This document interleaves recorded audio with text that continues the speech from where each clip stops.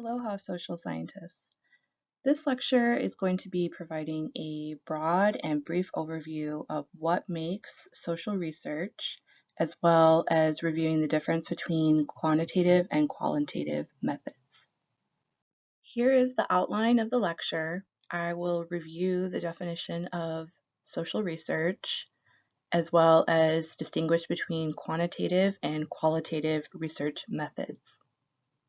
Okay, defining social research.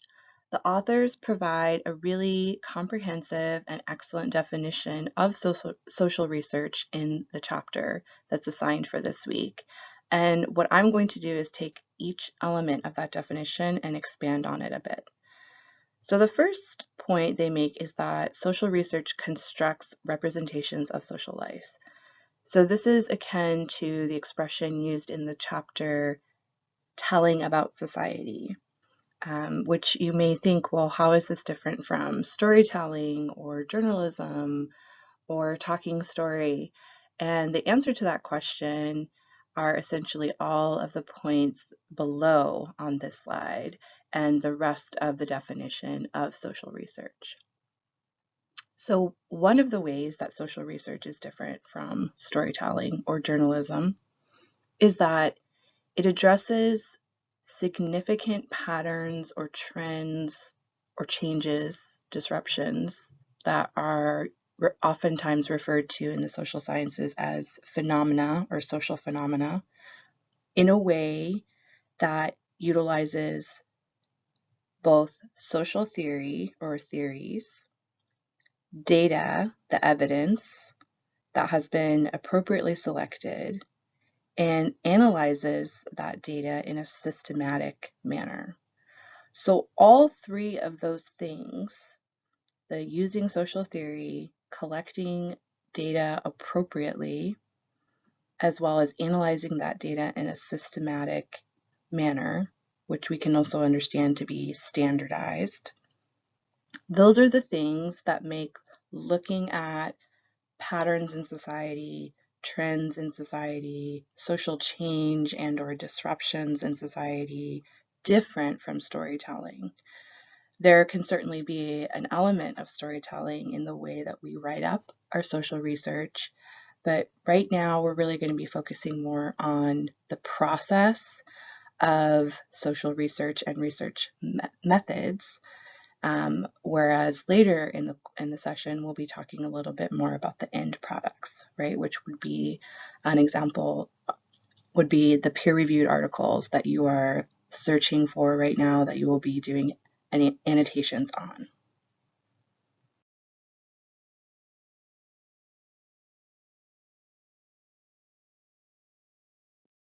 Okay, so for those of you who have taken a research methods course or are planning to, these two terms, qualitative and quantitative research, are central, they're foundational, and it may be a little bit of a review for you. But it's important to establish a baseline of what the key difference and logic between a qualitative methods approach versus a quantitative methods approach is, that will help you make a little bit better sense of the material assigned for this week. So a qualitative research approach includes any type of research method that collects data or evidence, recall that from the previous slide, that either cannot be easily converted into numeric form or it doesn't make sense to convert it into numeric form. So just to elaborate a bit on that first part of defining and establishing what qualitative research is, when we say numeric form, we mean something like income, right? So that's something that's already in numeric form, whether it's the actual amount of income a participant in research earns or a range that they fall in. This is something that we typically see in quantitative surveys, right? But we can also convert things like emotions and ideas and opinions into numeric form with scales. You may be familiar or have seen these types of Likert scales in the past if you've participated in a research or filled out questionnaires. So those are examples of collecting data that is either already in numeric form or we could easily convert into numeric form.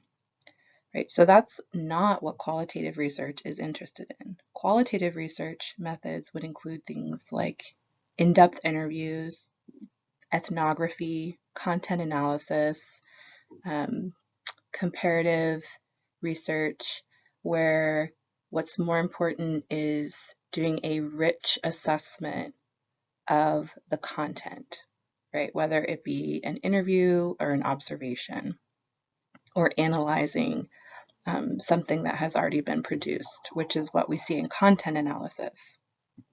So the data that is collected, the evidence, the data is more in depth about a fewer number of cases. So an example of this would be if you were interested in the relationship between parental education and parenting style, right? So what is there a relationship, or to what extent is there a relationship between the education of parents and the style or methods that they then parent their own children?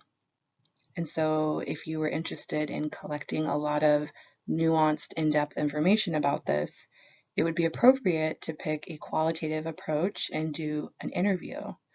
So sometimes interviews can range for several hours with respondents, depending on the topic and the skill of the interviewer. So if you did 3+ hour interviews with 45 parents, this would be a really good example of a qualitative research project where it made sense to take that approach, right?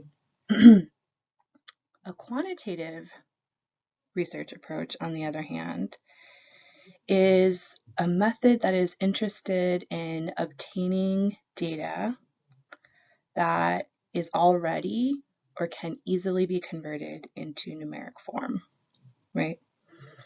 So, as I already mentioned, a survey is a really common way, something that we're all familiar with, or a questionnaire of quantitative research, right? So in these scenarios, with these methods, we tend to see data that is more limited, partly because of either the length of the instrument, so the length of the survey, the length of the questionnaire, but also because they are closed-ended questions, right? However, we typically see more respondents with these approaches, right? So the data is limited, but it covers a larger number of cases than qualitative research projects tend to cover. So an example of this would be a 15-question survey about the same exact relationship that I mentioned in the previous example, where you designed a survey and questions to assess the extent to which a parent's educational background influences their parenting style or their parenting methods with their own children. So if you were interested in getting a broader range of responses and participants, you would maybe be more interested in taking a quantitative approach. And so in this scenario, you could then create a survey and survey 3,000 parents, hypothetically, which would be a really great response rate and is pretty difficult to achieve. However, this is just to give you a sense of what these definitions and descriptions of each of these methods is and what it would look like in a real-world example.